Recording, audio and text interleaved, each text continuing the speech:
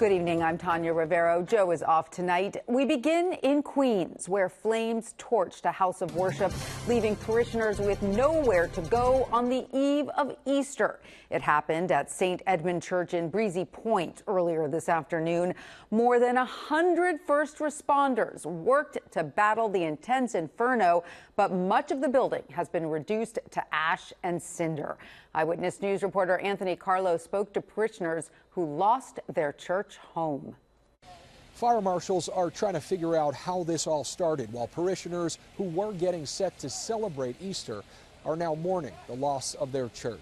They had just finished decorating the altar in preparation for Easter Sunday. This is awful. Only a short time later, at around 2 p.m., a ball of fire burst from the back of St. Edmund Church. Everything sacrosanct left in ashes. The pews that would have been packed with parishioners covered in soot. It's the holiest season there is in the Catholic Church, and it is devastating for it to happen. The community of Breezy Point is as tight-knit as they come. Houses sit only feet from the church, and now the debris. Kelly has been a parishioner for 17 years. One of my friends came by to see the fire, and he said he's supposed to get married here on December 5th. They watched helplessly as firefighters worked to extinguish the flames and carried holy statues from the ruins. Somehow this statue of Jesus and a crucifix made it out unscathed. That gives the community that sense of hope that God is still watching over them and being part of their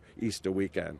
And he has not abandoned them, which is what the message of Easter is. Hours after the fire was put out, the church was boarded up, and not for the first time either. The people here remember the tragedy of Sandy, and now they're facing this new tragedy. So there's a lot of history here, but there's also a lot of faith here. Hurricane Sandy destroyed all but this statue of the Blessed Mother, which now sits outside the church.